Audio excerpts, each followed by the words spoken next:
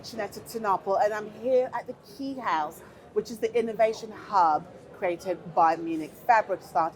I'm in the company of Lauren. Hi. Lauren, would you like to introduce yourself and tell the audience what it is that you do? Yeah, sure. So I'm Lauren Greenwood. I'm product director at Pentatonic, which is based between London and Berlin. I'm in Berlin, and we are primarily a circular economy consultancy. So we consult mostly big corporates on their circularity strategies and help. Circularity is something that has been a really main topic, especially in the last couple of years. Yeah.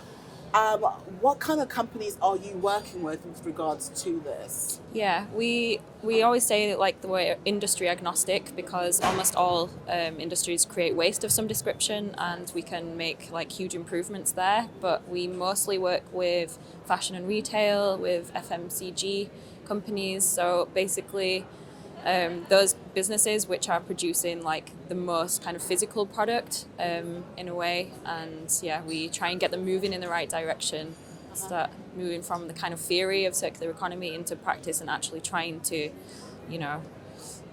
displace some of the linear product. So there's legislation coming into play, which has been a really big topic here at Munich Fabric Start this season. Yeah. Have you seen an increase in interest in trying to become more circular because of the pressure that's coming from governments? Yeah, I think the legislation is one key part, and I think that's absolutely essential. I think also the pause created by the pandemic also did seem to create a lot of reflection in businesses, and we see that this topic is higher up the agenda. It feels more authentic. I think companies are freaking out a bit about how they are going to reach their, even self-made targets for 2025 or 2030. They're starting to realize that the kind of the talk they've been putting out there needs to manifest into action. So I think both of these things in combination have seen an increased demand for services like ours. In your experience, do you think it's possible for us to reach those goals? I feel like we've kind of come late to the party. Would you say you're hopeful that we will reach them, or would you say that the chances are we won't?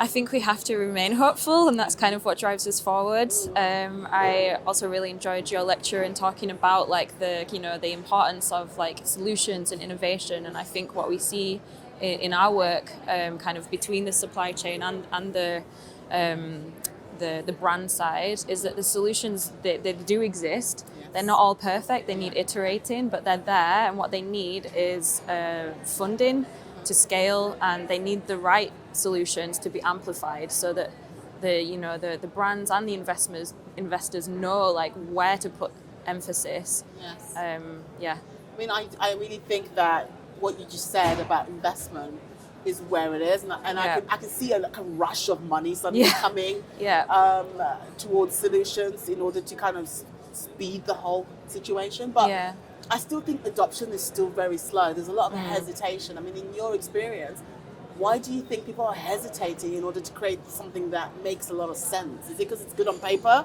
and not quite easy to practice?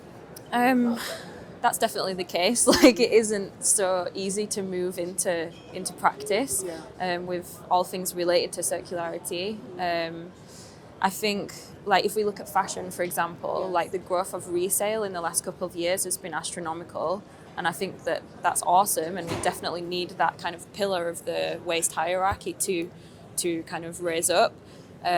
But we need all kind of levels of circular economy to function properly, and to your point, to start to reduce overall kind of production and consumption, so to displace like virgin products with that. So I think like having the funding go into many different solutions is the answer, in my opinion, so we can build like a very kind of diverse and robust infrastructure to deal with these very complex problems. Like, there is not one solution. It's not resale over recycling. We need it all to function and I think move that was forward. the point I was making earlier, that people like find one solution and then they think everything is solved. Yeah, exactly. But actually it's just one out of many completely that needs to be put in place. And from what viewpoint are you approaching it? Like, for one brand, the solutions might be X, Y, Z, but for another brand creating completely different products for a different market, that's not the solution. So to say like this is good and this is bad. It's not that binary. Like, no, it's not. Humans are complex. We've created very complex problems. Indeed. And now we need very complex solutions to rise to that challenge. And that's why when I spoke earlier, I was saying about, I think people from the textile and fashion need to be part of the lawmaking to a degree, or advisors on lawmaking, because they understand it's complex. It is complex. Because if it wasn't, we would have changed it a long time ago. You know, but it is complex, and it's something that we're so used to. And the whole entire business model, it needs to be reworked, reassemble, like disassemble it and then reassemble it. You know, so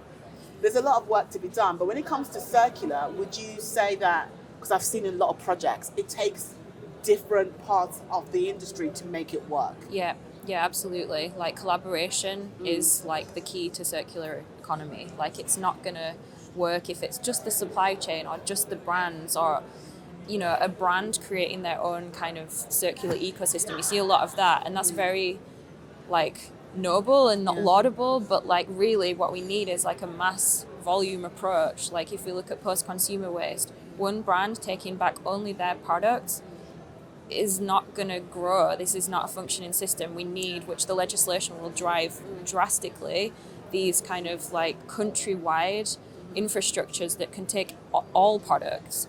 And I think like maybe in the last, maybe 5 years ago, let's say, brands or businesses were trying to think about these very closed loops and trying to make sense of like circular economy, how this can work for like, you know, our current system. But I think now we're seeing an understanding maybe that like they need to partner with people, like they need to all pull together, and that I think that's the key.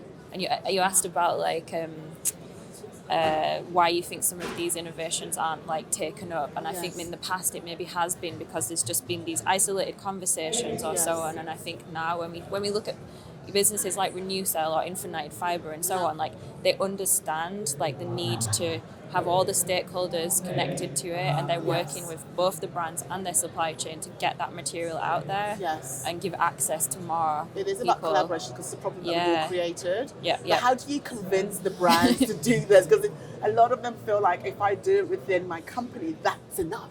Not the fact that we all need to. It's not a you problem, it's an us problem. Let's all work together to find a solution. So are you kind of finding it difficult to kind of tell them this? You know, to change the way they think, their mindset. But that's the hard part. 'Cause I mean, talking about circular kind of like how we can do this circular business model is all great, but trying to convince an industry that's been doing it the other way for a long time, it must be a challenge, no? Yeah. I mean, if we think about like some of the brands that we work with, like away from fashion even, it's kind of like there's so much education and knowledge transfer and training that needs to happen to also move towards actual change. So like previously we would often kind of, our project would bubble up from the sustainability department maybe. And now what we're seeing more and more is that it's actually like senior execs and C-suite level like coming to us and saying, we need a strategy. So it's more like top down and coming down, and I think that's better.